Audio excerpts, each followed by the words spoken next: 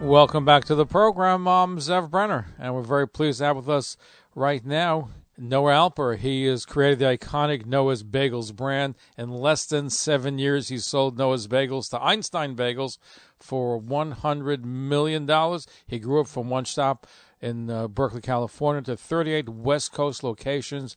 He's a successful businessman. He had other companies as well. He's written a fascinating book called Business Mensch. So, Noah, thank you for joining us. It's my pleasure, Zev. It's nice to speak with you. So, how did you make a lot of dough from bagels? What's your secret? What ingredients did you use? Being there with the right product at the right time. You know, I had occasion to talk to Murray Lender of Lender's Bagels when I was first starting. And I said, Murray, how do I make a successful bagel? How to make a great bagel? He says, you know what makes great bagels? I said, no, what is it, Murray? He said, competition. That's what makes a great bagel. So we looked hard at all the bagel landscape in our area, and we set out to make the absolute best product we could. And thank God we were successful. But is it just making the best product? But there has to be something more because you started from scratch. There's a lot more. All right. So what's the secret? You made from scratch from 0 to 100 million. So it's more than just having a good bagel. It had to be marketing.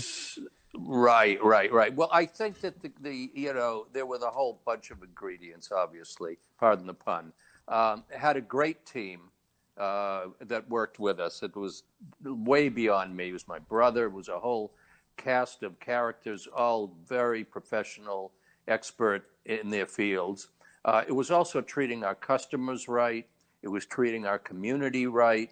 And it was treating our employees right. As I say in my book, that's the key. Get everybody on board and taking care of everybody. And doing good is good for business, and that was a lot to it. Getting the right locations was very, very important.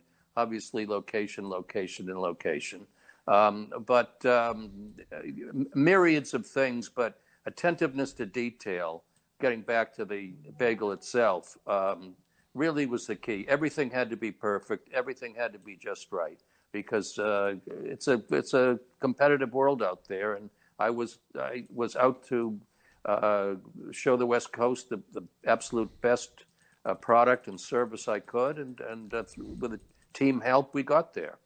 Now, is the New York Bagel, was that, when you started, was that as prevalent or as popular on the West Coast as it was on the East Coast? No, and that was another, as I said, there was myriad of factors that helped us, but the competition out here was limited, I would say, and there wasn't really fabulous bagels, and yet the Northern California was known for being the food mecca of the world, and they had great Indian, Thai, Chinese, you name it, but not a great bagel. So there was an opening there in terms of the marketplace. Now, when you first began, you didn't first open up bagels. You had other businesses. You had a kosher restaurant, I think, an Italian kosher restaurant, some others. Oh, that was afterwards. That was afterwards. Okay. How did those fare out compared to the bagels? I'm sorry? How did those business ventures turn out compared to the bagel business? Well, I like to use a baseball analogy, Zeb. I've started 6 ventures, 4 of them being successful. So 666 batting average, but not all of them made it. So the first one fundamentally was Bread and Circus in Massachusetts, which was later acquired by Whole Foods and then now, of course, Amazon. So that was way beyond my time. But that was a business that, was a little bit ahead of its time. In 1973, to be in the natural food business was definitely pioneering. And other businesses I was involved in, I had a gourmet housewares business that also people were just understanding what gourmet and high quality food was. Before that, it was, canned spaghetti, and that was pretty much your diet. And then America woke up to international cuisine, and I was able to be in the housewares business selling the accoutrements for that burgeoning interest in high quality foods. And you referred to the Italian restaurant, which was post Noah's, which we had a nice 4-year run, and we almost made money. We almost made money, but not quite. But actually, the thing that I'm most proud of, Zeb, was being founding president of the Jewish Community High School of the Bay. We had very little, still have, unfortunately, very little in the way of Jewish education.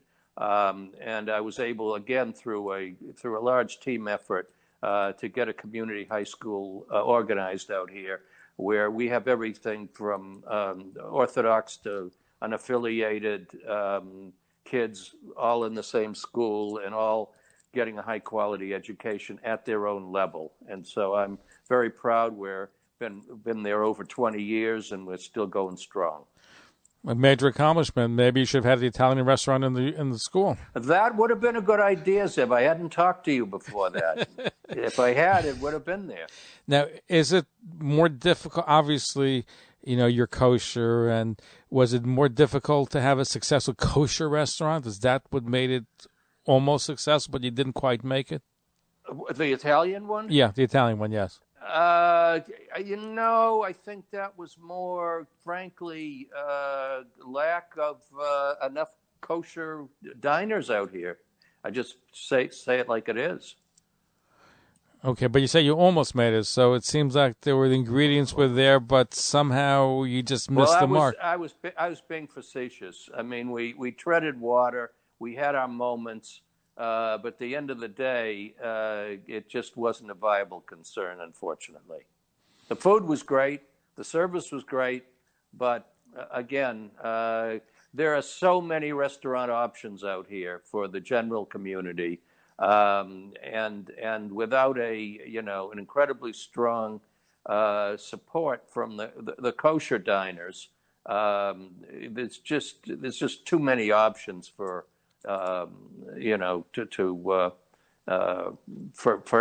most restaurants to succeed. I mean, 90% of them fail. So, Well, restaurants are very tough business, especially today during COVID. Very tough. And absolutely. And a kosher one would probably be even tougher than a general one. Yeah, sure. Of course it was. There was all kinds of nuances to running a kosher operation that made it complicated. But it was a great place for anybody of your audience that would have happened to have been out this way. We had a lot of visitors, by the way, from other areas that would come to our restaurant. And I always enjoyed meeting with them, who appreciated it tremendously. Right, but I guess there's a special market.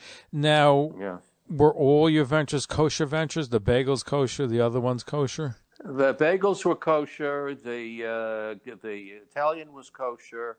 The others were, natural foods. So I wasn't kosher myself at that time. It's been a long journey for me. And then the housewares, of course, were housewares. So there was one, however, that I failed to mention. It probably was intentional, although subconscious.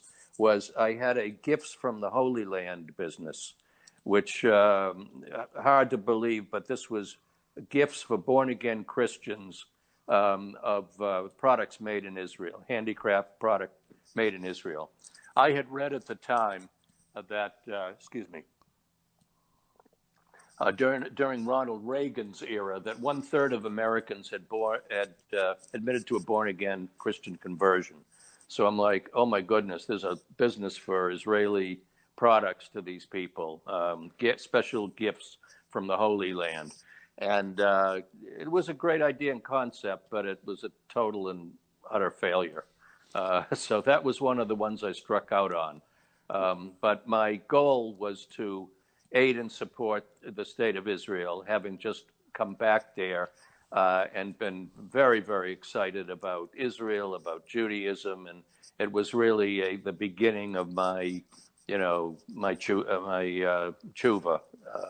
that resulted in that business. But unfortunately, it wasn't made to be. Was it ahead of its time? Because today you have a lot of Christians that are very supportive of Israel, buying Israel. Look at a group like the International Fellowship of Christian and Jews. They raise a majority of Yeah, money from Christians for Israel. yeah. I was involved with those groups while I was doing this. What? No, I think that the problem was that Israel is so special and central to us, to Jews. But for the Christian market, the land, the whole thing, it was relatively unimportant relative to the main character in their, the nice Jewish boy who they believe in. I wasn't hitting them right. My catalog at the time, I like to say, was guaranteed to offend every branch of Christianity, because I had holy water, which only the Catholics liked, and everybody else it was a turnoff. And you go right down the line. I didn't understand my market either. I didn't understand that I couldn't do this from the outside. It needed to be Pastor Johnson or something, selling this stuff, not some, pseudo Christian like me. So it was a mishegas. Let's just put it that way. A good attempt, but it was fakakt. In other words, to have a successful business is more than just a good idea. You got to do your market research. You got to figure. 100%, 100%. I think the good idea thing is maybe 30% of it, and the execution and the whole rest of it is the other 70. Our guest has made millions. He's lost some, but he's made some. On the whole, you've done pretty well. Yeah. Yeah. No, I've done pretty well. Thank God. I must say that there's an interesting backstory, Zeb, which I'll take briefly. Sure. Regarding the bagels, that I really think at the end of the day was the reason that it made it. Was the idea originally was my brother's. He had seen a bagel place in Montreal. He said, "You ought to do this in Berkeley." My comment was, "It was so great. Why don't you do it?" He was looking for something at the time. "No, you should do it. You're the younger brother. You should get up at 5 o'clock in the morning and go and make the bagels." You always listen to your older brother, right? So I looked into it. I spent a year researching, talking to Murray Lender, a million other people, decided to do it. And the first store was amazingly successful. A year later, guess who comes knocking at the door? The older brother, who in his Stanford Business School erudite kind of way, after 20 minutes, I figured out he wanted in the business.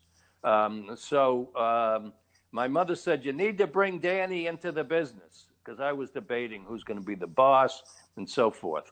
So I finally decided, okay, I couldn't, go against my mother. So I brought him in. And the truth is, he had a big business sense of how to do this.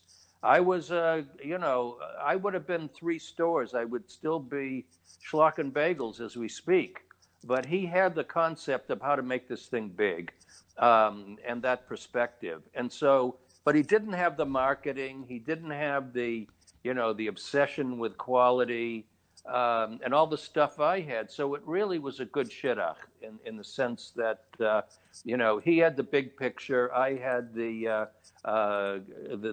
attention to detail. And together we built this huge enterprise. But had he not come along, I don't think it would have happened, and I probably would not be on the air with you tonight. Would he have, had you got him involved in the kosher restaurant, would it have made a difference? I'd like to think so. We tried everything in the world to make it happen, because we had a great product, and the people that loved it, I mean, they loved it. We really had a very loyal following, and my wife Hope was an amazing catering manager. She served that function, and we did weddings, and we did all kinds of stuff beyond the restaurant itself in the area. But it was, we were in an expensive, high rent location, which was a mistake. There was a few mistakes. But I think that the bottom line was just kosher restaurants out here have had a history of failure. It's a crazy community out here. There's a heck of a lot of Jews, but not a lot of Jews who are interested in Even kosher. kosher. Yeah. Our guest, Noah Alper, he started a bagel business from scratch, made a lot of dough, $100 million, and he has written a book called Business Mention. Today he's doing business consulting, helping people using his acumen to help them make money. When we come back, we continue our conversation. Talkline Radio and TV with Zev Brenner is just phenomenal. Everybody concerned about the Jewish community should listen and watch. He has the best guests. He asks the most interesting questions. He's always so well prepared. It's talk radio and television from a Jewish point of view at its very best. To advertise on the Talkline network and Talkline's email and social media blasts reaching over 70,000 people, please call 212-769-1925, extension 100. That's 212-769-1925, extension 100. Or email info@talklinenetwork.com. Follow us on Facebook, Twitter, and Instagram.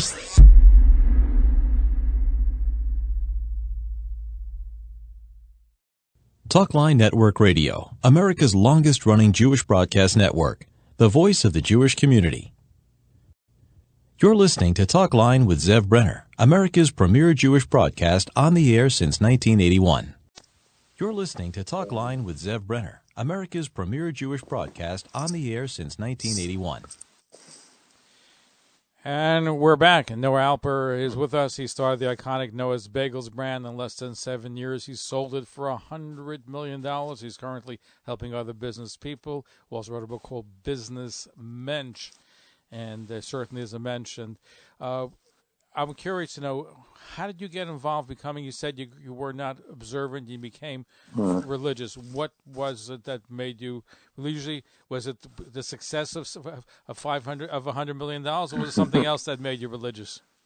No, it's a Sipur Aroch. It's a long story.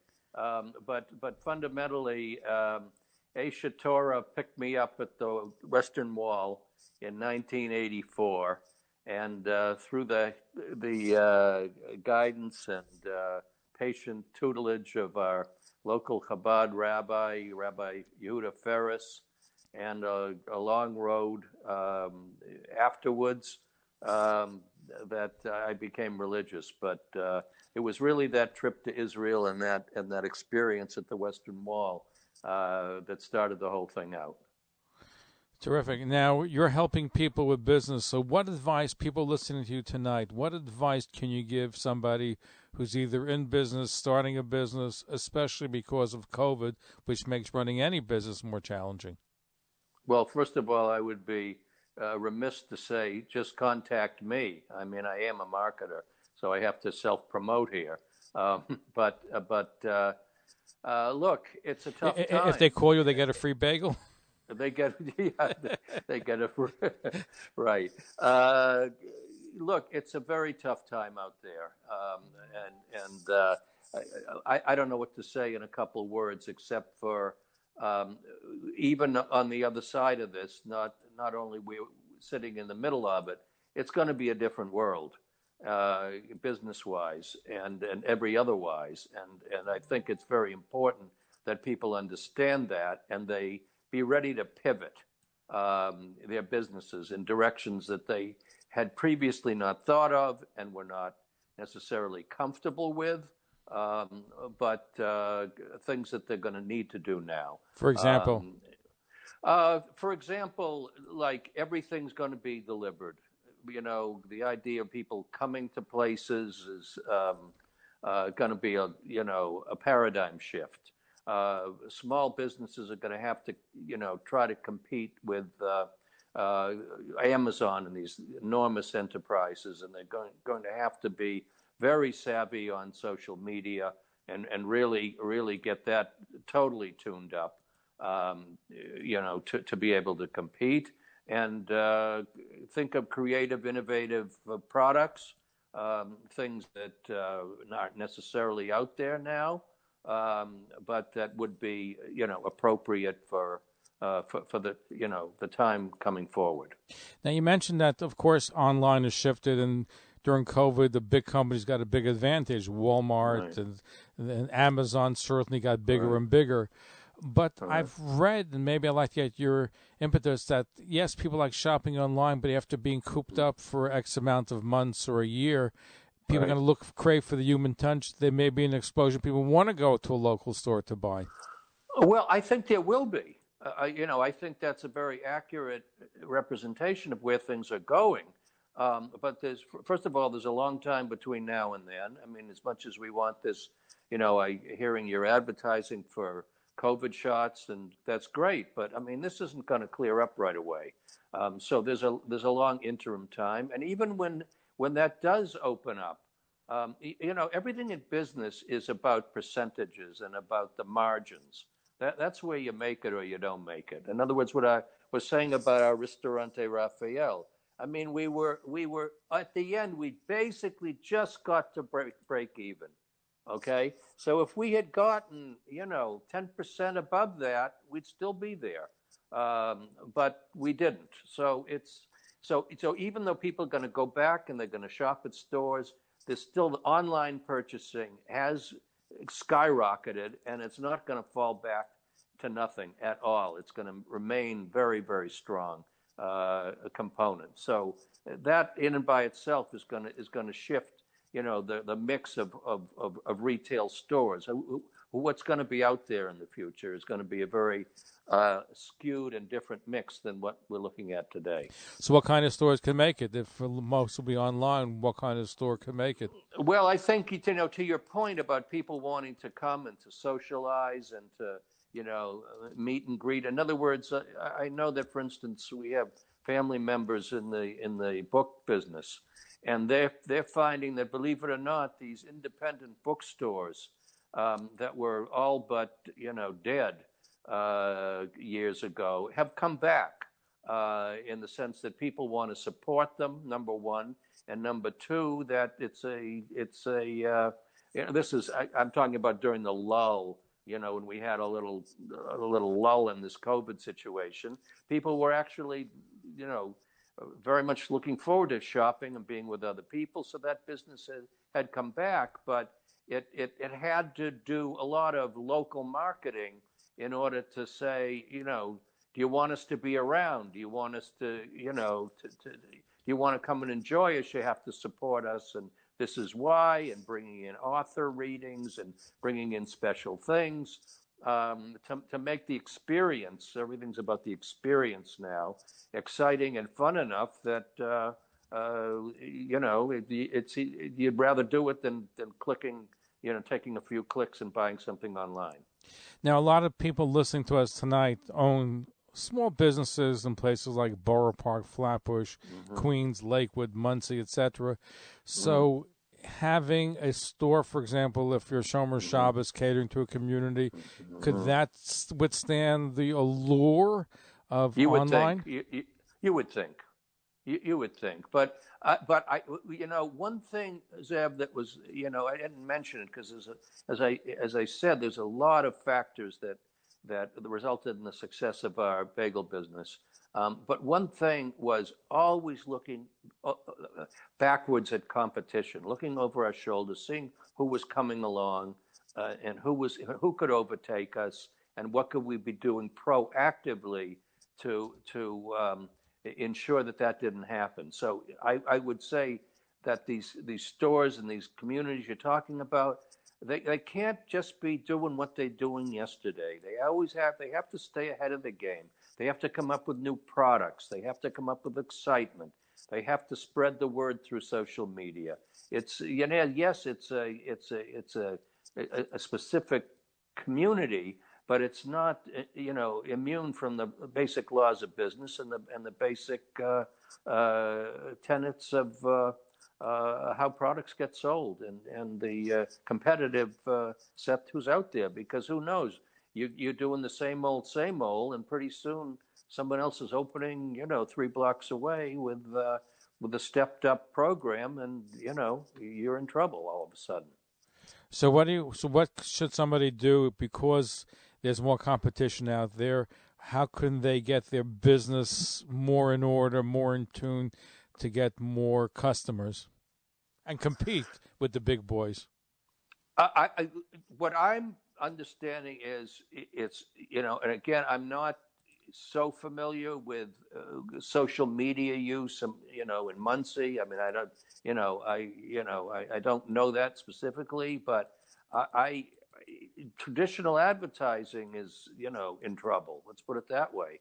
And a lot is going online, and Facebook and Twitter and WhatsApp and Instagram, and especially amongst younger consumers. I mean, that's their pen and paper. They don't know. The old ways of doing things are just that. And you need to keep up with the trends and what's happening in the future, and what's likely to happen in the future. What kind of people, what kind of companies are you advising these days? You're spending time helping businesses. What kind of right? Groups? I'm doing a lot of I would say like startups, businesses and businesses in transition, and I'm also doing executive coaching. So that would be individuals in companies who, for one reason or another, need a bounce board, need someone with a lot of industry experience, and not necessarily in food, but food is my major focus. So it's those two things, or three really: startups, businesses in transition, and then executive coaching. So, no, Alper, if people want to get more information, want to get in touch with you, learn more about what you're doing, how can they do so? Noah Alper Consulting, all one word.com. Easy to remember, as easy as bagels. Easy to remember. By the way, you sold your company for $100 million to Einstein Bagels. Were they also a Jewish chain with a name like Einstein? I'm sorry? You sold your bagels, Noah's Right. Bagels, to Einstein Bagels for $100 million. Was Einstein also a Jewish-oriented company? Because name like Einstein, not at all. Not at all. I'll tell you briefly. When I wound up working with them for a year after we sold the business as vice chairman of the board of Einstein Noah Bagel Corp., which was what its name was. It then, a long story, but it by itself went bankrupt and got picked up by another company altogether. But in the meantime, I had occasion to ask their chief marketing officer how they came up with that name. Ours was, of course, named after me, right? Theirs, the guy was a former Burger King executive, and they did this whole computer search, and they wanted something that sounded Jewish but sounded intelligent, because at the time bagels were competing with donuts. Okay, so if you're intelligent and healthful, you'd buy a bagel, not a donut. So this whole marketing analysis, yada yada, they came up with Einstein Bagel, only to find out that the Einstein family owned the rights to that name, and they wound up having to pay something along the lines of, I don't remember what it was, but hundreds of thousands of dollars to Hebrew University to use that name. And I said to the guy, well, why didn't you just use something like Goldberg's? Make it easy. Why couldn't you use Noah still? You could have kept this. Well, I said that too. Well, the reason they didn't was that they were rolling up local, regional bagel brands all across the country. The best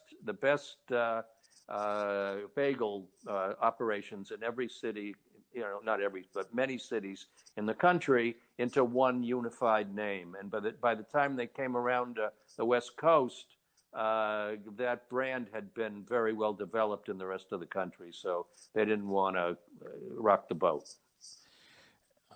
Did they do well with your company? Joseph wants to know.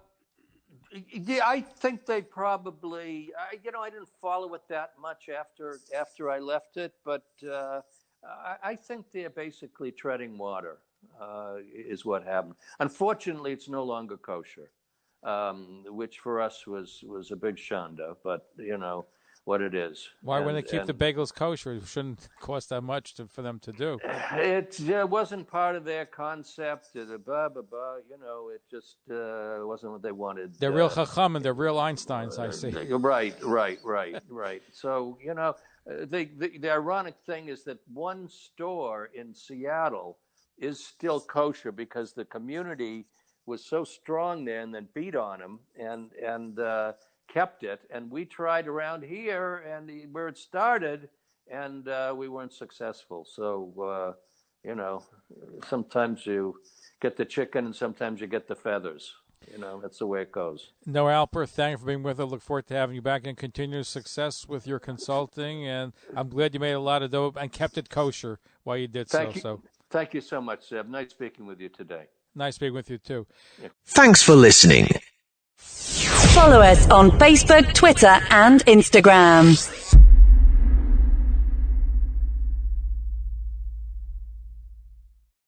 Talkline Network Radio, America's longest-running Jewish broadcast network, the voice of the Jewish community.